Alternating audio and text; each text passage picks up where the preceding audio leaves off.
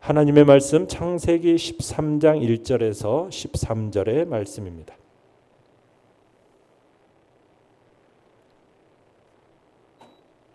창세기 13장 1절에서 13절의 말씀, 우리 한 목소리로 같이 읽겠습니다. 시작. 아브라함이 애굽에서 그와 그의 아내와 모든 소유와 롯과 함께 네겝으로 올라가니 아브라함에게 가축과 은과 금이 풍부하였더라. 그가 네겝에서부터 길을 떠나 베델에 이르며 베델과 아이 사이 곧 전에 장막 쳤던 곳에 이르니 그가 처음으로 제단을 쌓은 곳이라. 그가 거기서 여호와의 이름을 불렀더라. 아브라함의 일행 롯도 양과 소와 장막이 있으므로 그 땅이 그들이 동거하기에 넉넉하지 못하였으니 이는 그들의 소유가 많아서 동거할 수 없었음이니라. 그러므로 아브라함의 가축의 목자와 롯의 가축의 목자가 서로 다투고 또 가나안 사람과 브리스 사람도 그 땅에 거주하였는지라. 아브라함이 롯에게 이르되 우리는 한 친족이라. 나나 너나 내 목자나 내 목자나 서로 다투게 하지 말자. 내 앞에 온 땅이 있지 아니하냐? 나를 떠나가라. 내가 좌하면 나는 우하고 내가 우하면 나는 좌하리라. 이에 롯이 눈을 들어 요단 지역을 바라본즉 소알까지 온 땅에 물이 넉넉하니 여호와께서 소돔과 고모라를 멸하시기 전이었으므로 여호와의 동산 같고 애굽 땅과 같았더라. 그러므로 롯이 요단 온 지역을 택하고 동으로 옮기니 그들이 서로 떠난지라. 아브라함은 가나안 땅에 거주하였고 롯은 그 지역의 도시들에 머무르며 그 장막을 옮겨 소돔까지 이르렀더라. 소돔 사람은 여호와 앞에 악하며 큰 죄인이었더라. 아멘. 오늘 말씀의 제목은 하나님의 뜻을 따르는 믿음의 선택을 하라라는 제목으로 말씀을 나눕니다. 본문 1절 2절을 다시 한번 읽어보겠습니다. 1절 2절 시작. 아브라함이 애굽에서 그와 그의 아내와 모든 소유와 롯과 함께 네겝으로 올라가니 아브라함에게 가축과 은과 금이 풍부하였더라. 어제 말씀에서 애굽에서 이제 바로에게 의해서 쫓겨나게 되지 않습니까? 그 쫓겨난 아브라함이 이제 다시 가나안으로 돌아오는 장면입니다. 자, 그런데 이 애굽 여행을 통해서 아브라함은 많은 재물을 얻어가지고 올라오게 됩니다. 그 지역은 베델과 아이 사이의 장소, 그쪽으로 올라오는데 애굽으로 내려가기 전에 살던 곳으로 다시 돌아오게 된 거죠. 애굽에서의 실수, 그 실수를 통해서 아브라함은 경험하게 되었습니다. 하나님의 신실하심을 경험하게 된 거예요. 그 계기가 아브라함의 믿음을 연단하는 계기가 되었고 그로 인해 아브라함의 믿음이 한층 더 성장하는 그런 계기가 되었던 것으로 보입니다. 내용 관찰 문제 1번을 보시면 아브라함은 베델로 다시 올라와 베델과 아이 사이에서 무엇을 행합니까? 3절 4절 읽어보겠습니다. 시작. 그가 네겝에서부터 길을 떠나 베델에 이르며 베델과 아이 사이 곧 전에 장막 쳤던 곳에 이르니 그가 처음으로 제단을 쌓은 곳이라. 그가 거기서 여호와의 이름을 불렀더라. 자, 아브라함은 전에 자신이 베델과 아이 사이에 세운 제단으로 이렇게 다시 돌아온 겁니다. 그리고는 그곳에서 여호와의 이름을 불렀다고 이야기하고 있죠. 자, 아브라함이 전에 세운 제단, 그 제단이 있는 곳이고 아브라함이 지금 어떻게 보면 영적으로 또 육적으로 신앙의 첫걸음을 뗀 곳이라 말할 수 있습니다. 지금 그곳으로 돌아와서 새로운 출발을 하고 있는 모습을 묘사하고 있는 거예요. 그러니까 아브라함이 지금 이곳에 도착해서 여호와의 이름을 불렀다. 전에 체험했던 그 하나님과의 관계를 다시 회복했다. 그 회복하고 싶어서 지금 이렇게 그 처음 장소로 와서 하나님을 부른 겁니다. 그러니까 아브라함이 애굽에서 있었던 일로 인해서 많은 재물을 얻긴 했어요. 그렇지만 새로 생긴 그 부가 하나님이 그를 인정하신 증거다라고 하면서 어떻게 보면 자신의 행위를 정당화시키지는 않았습니다. 그러니까 아브라함이 자신이 한 일이 있으니까 그 일이 있기에 하나님이 축복이 항상 그 복을 받는 자라는 것을 인정하는 거다라고 생각하지는 않았다는 거예요. 그러니까 우리가 잘못하면은 재물의 축복과 하나님의 인정을 같이 생각하라는 경향이 있는데 아브라함은 그렇지 않았다는 거죠. 축복과 인정은 별개다라고 생각했다는 거예요. 그래서 아브라함은 지금 이곳에 제단을 쌓고 하나님을 찾았던 것이고 처음부터 다시 시작해보고 싶었던 마음으로 지금 이렇게 그 베델과 아이 사이에 올라와서 그리고 나서 하나님을 부르고 있는 겁니다. 베델에서 다시 예배를 회복하고 이제 좀 더 성숙한 믿음의 자리에 서게 된 겁니다. 이때 마침에 그 믿음을 확인하게 되는 작은 분쟁이 생기게 됩니다. 자, 5절에서 7절을 읽어보겠습니다. 시작. 아브라함의 일행 롯도 양과 소와 장막이 있으므로 그 땅이 그들이 동거하기에 넉넉하지 못하였으니 이는 그들의 소유가 많아서 동거할 수 없었음이니라. 그러므로 아브라함의 가축의 목자와 롯의 가축의 목자가 서로 다투고 또 가나안 사람과 브리스 사람도 그 땅에 거주하였는지라. 자, 아브라함 옆에 아직 롯이 있었죠. 그런데 아브라함과 롯 사이에 불편한 관계가 이제 시작되었어요. 자, 근데 그 암시하는 내용이 1절부터 나옵니다. 1절에 보시면은 순서가 나오는데 아브라함과 애굽에서 그의 아내 모든 소유 롯 하고서는 그 순서가 나열되고 있는데 아브라함과 롯 사이에 그 거리감이 점점 생긴다라는 것을 보여주고 있어요. 그러니까 롯을 맨 끝으로 놨다라는 것은 지금 불편함이 이제 수면 위에 떠오르기 시작했다라는 것을 보여주는 장면입니다. 자, 아브람과 조카 롯 사이에 이제 분쟁이 일어나게 됐는데 어떤 분쟁이 일어나게 됐습니까? 땅을 두고 버리는 거죠. 롯과의 다툼입니다. 그러니까 둘이 거느린 종과 짐승들이 이제 서로 많아진 겁니다. 근데 땅은 어때요? 넉넉하지가 않아요. 그러니까 종들 사이에 어떤 일이 벌어지겠어요? 다툼이 일어나게 된 겁니다. 그러면서 바로 이어서 뭐라고 설명을 덧붙이고 있느냐면 7절에 당시 그 땅에는 가나안 사람과 브리스 사람이 거주하고 있었다라는 설명을 덧붙이고 있습니다. 그러니까 그 당시에 그 땅의 대부분은 누구 땅이에요?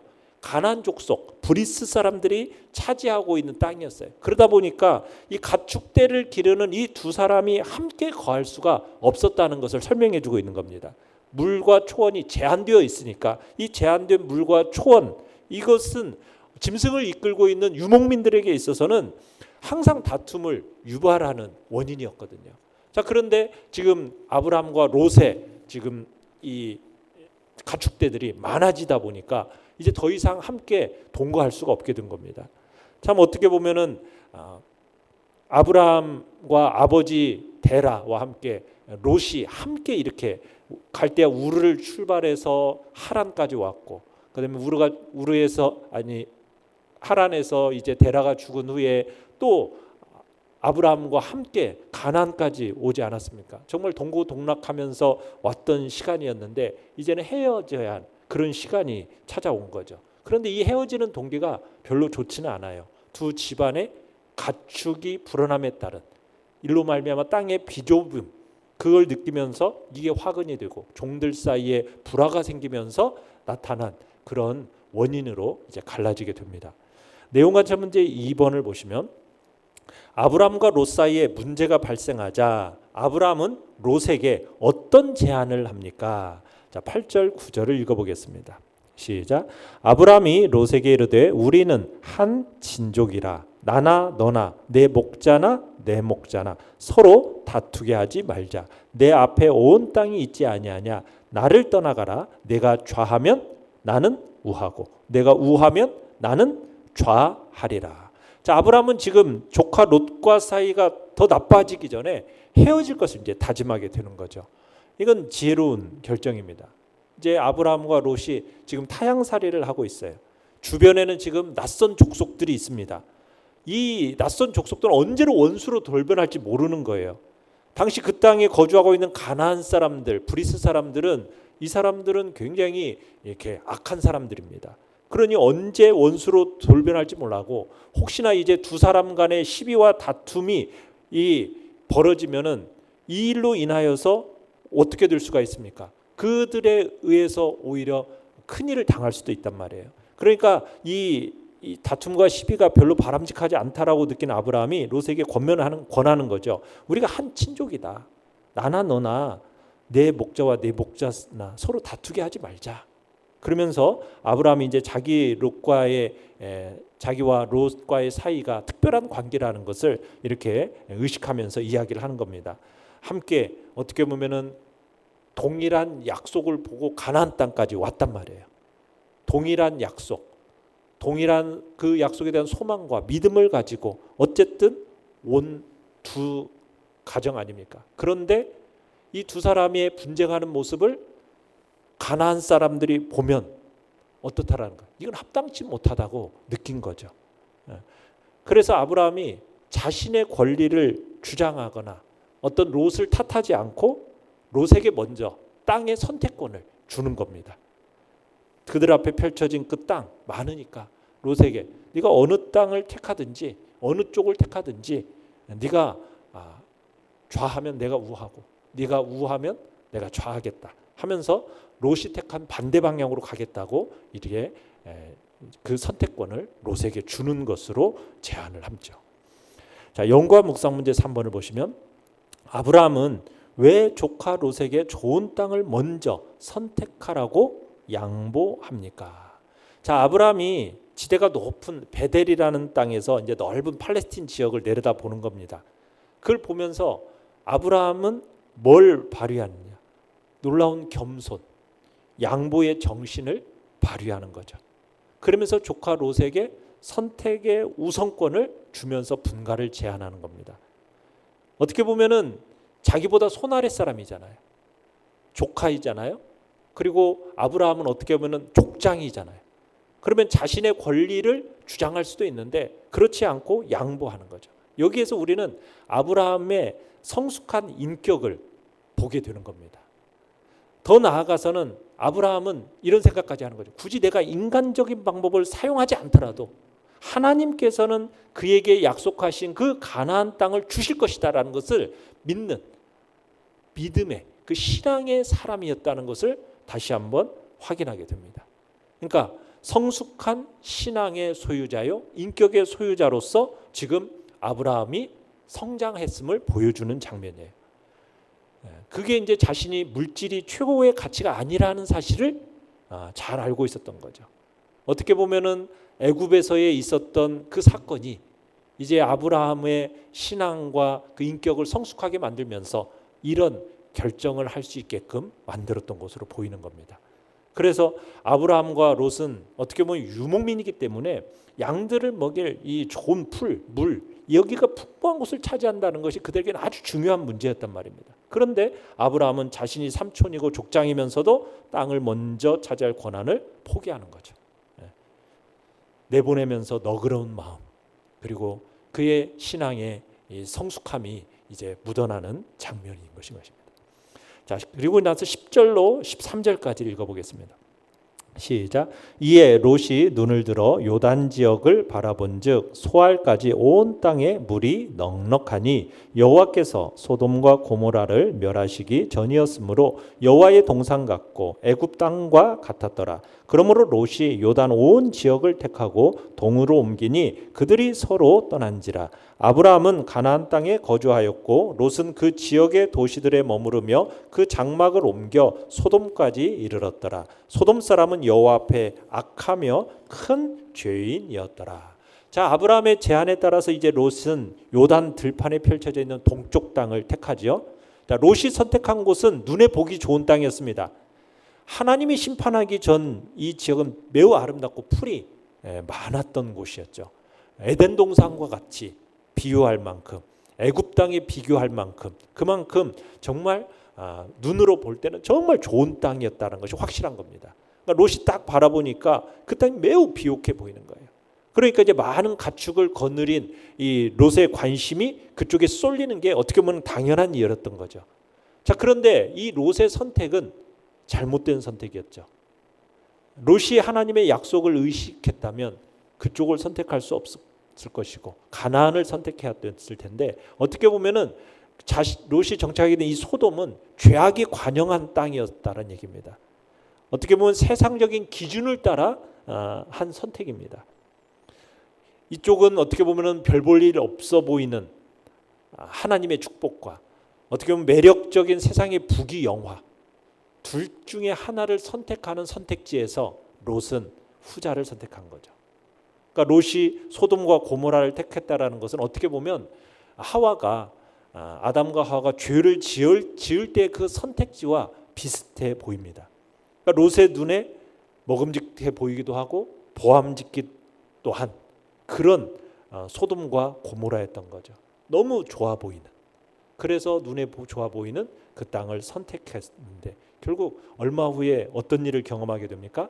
하나님의 심판의 불에 의해서 모두 타버리는 참 좋지 못한 그런 땅을 선택하는 결과를 얻게 되는 거죠. 그러니까 세상적인 기준으로 선택한 이 소돔 땅이 얼마나 큰 재앙의 씨앗이 되는지를 생각해 볼 때 우리의 눈에 보이는 선택을 따라 간다라는 것이 얼마나 참 몸서리칠 수 있는 결과를 가져올 수 있는지 우리가 보게 되는 겁니다. 느낀 점은 4번입니다. 하나님의 약속을 믿고 눈에 보이는 좋은 땅을 롯에게 양보하는 선택을 한 아브라함의 모습을 보며 무엇을 느낍니까? 우리는 아브라함에게서 겸손과 양보의 정신이 느껴지면서 또 성숙한 신앙의 소유자라는 사실이 또한 느껴집니다. 네가 좌하면 내가 우하고 내가 우하면 내가 좌하리라. 그러니까 놀라운 양보, 희생 이런 모습을 보이는 거죠. 이 모든 것들이 뭘 위해서냐? 아브라함과 롯과의 화평을 위해서입니다. 화평을 위해서 자기의 권리를 포기하는 희생정신을 발휘하는 거죠.